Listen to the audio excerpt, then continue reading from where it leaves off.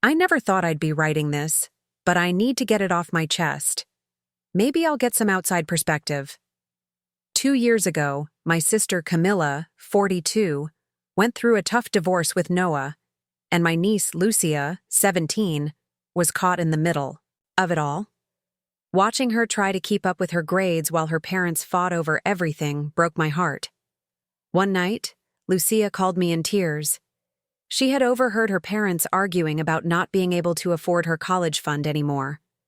Lucia's always been a straight-A student, president of the science club, and she's dreamed of becoming a doctor since she was a little girl.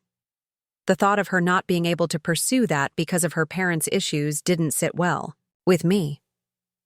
My wife, Vivian, and I are financially comfortable and we don't have kids of our own.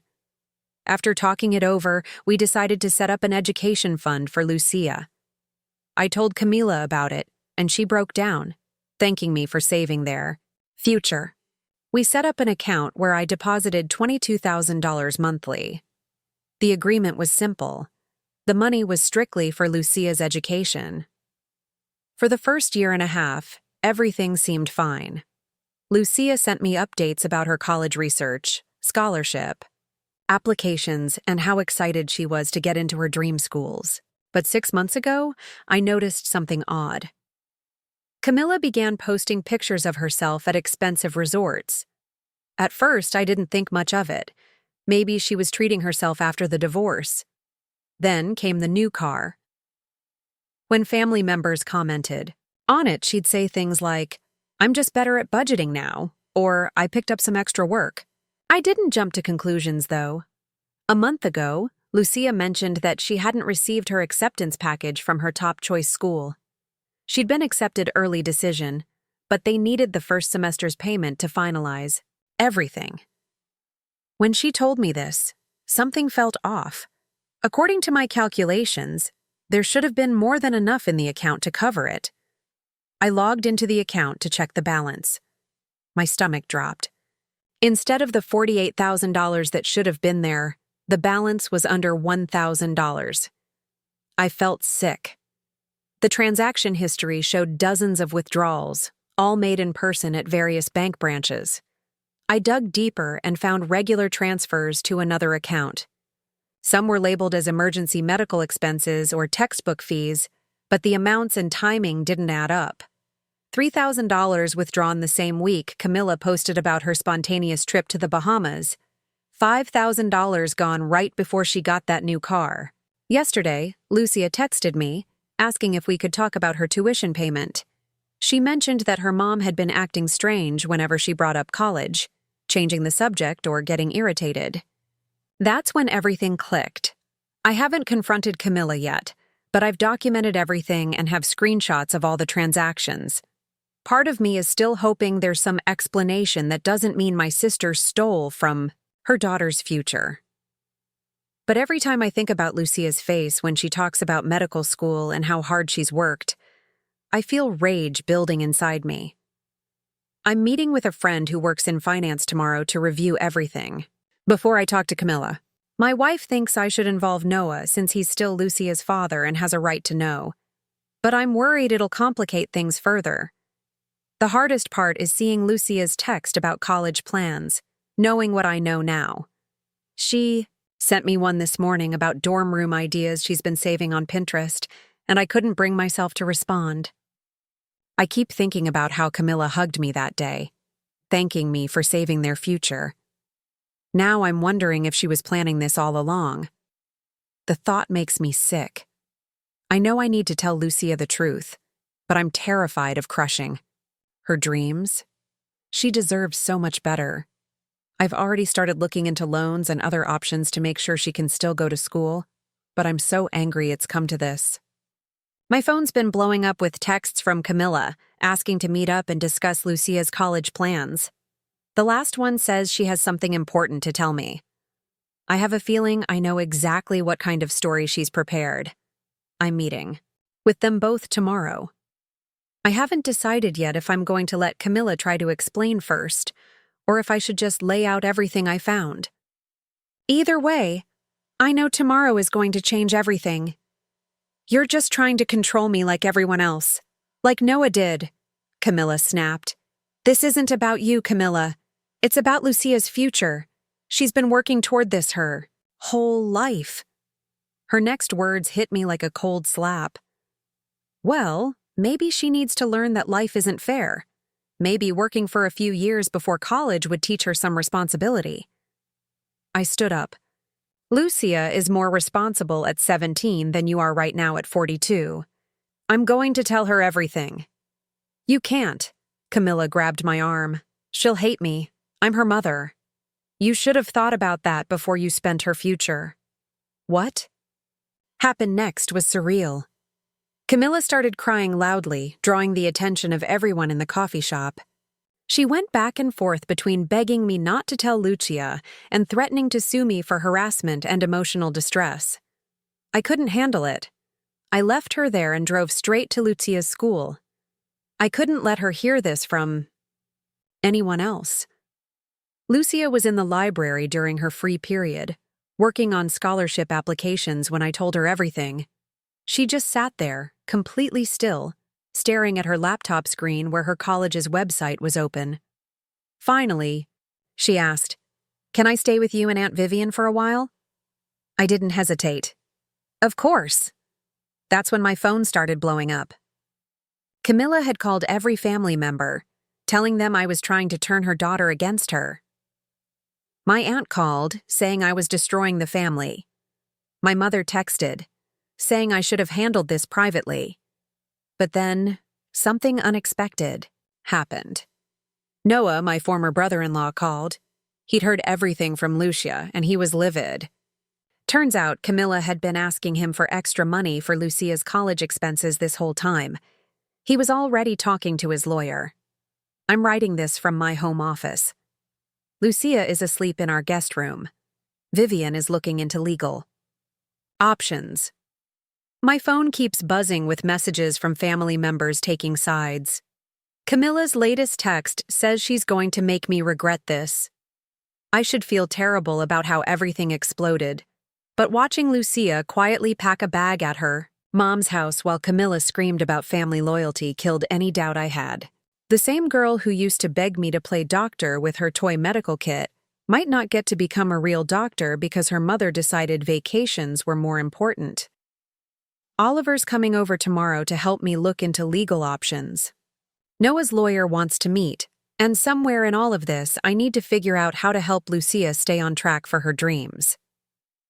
Camilla's latest move was to send me a screenshot of more bank statements, accompanied by a message. It would be a shame if everyone knew where the money really went.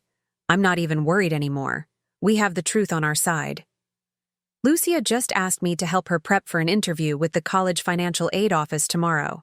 She wants to explain her situation herself. That's more courage than her mother has shown throughout this whole mess. The DA's office wants to meet with everyone Camilla has borrowed from, and I have a feeling we're just seeing the tip of the iceberg. 6 months later. It's been 6 months since my last post, and I've been waiting to share this update until everything was fully settled. What happened wasn't just justice. It was karma at its finest.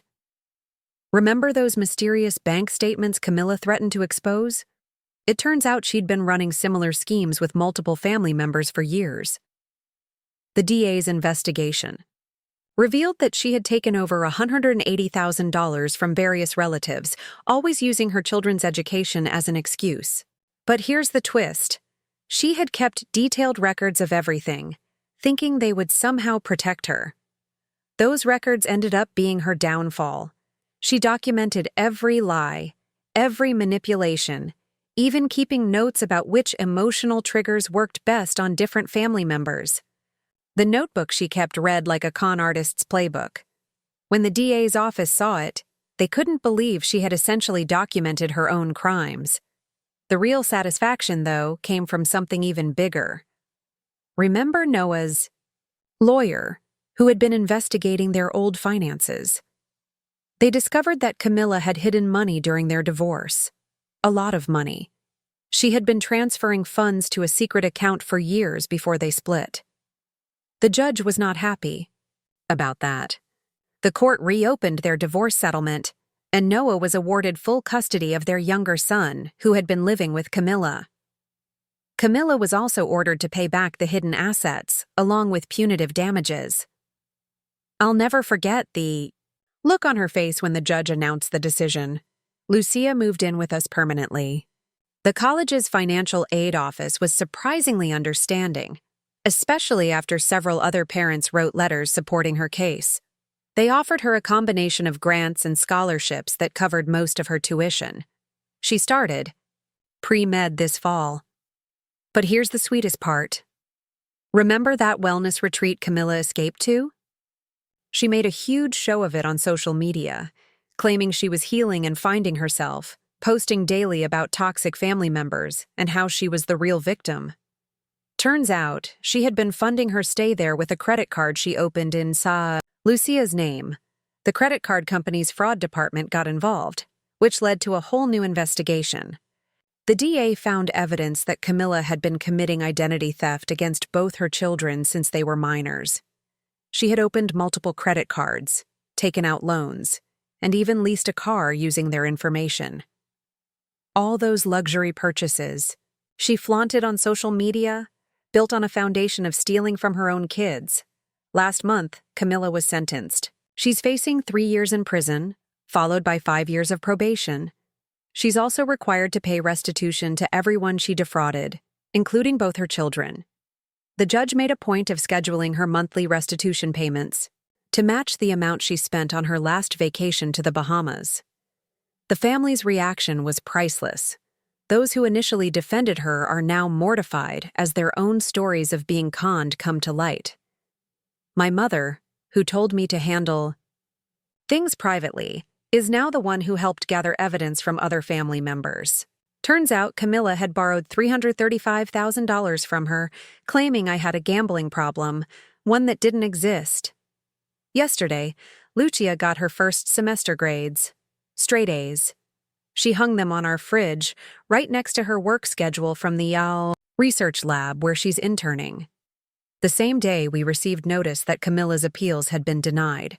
She tried claiming she had a shopping addiction and needed treatment, not punishment. The judge wasn't impressed. The karma didn't stop there. Remember that dirt Camilla claimed to have on me? She tried selling a story to local news outlets about financial misconduct at my company.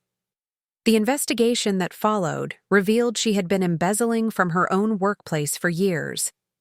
Her former employer is now pressing charges. Oliver helped us set up a new education trust for Lucia, this time with ironclad protection. The family members Camilla defrauded have been contributing what they can to help rebuild Lucia's future. Even those who can't afford to contribute financially have been sending care packages, textbooks, and words of encouragement. Camilla's social media has gone dark, but not before she made one last post accusing me of orchestrating a vast conspiracy against her. The comment section was flooded with people sharing their own stories of her schemes. She deleted her accounts. The next day. This morning, Lucia showed me her application essay for a prestigious summer medical program.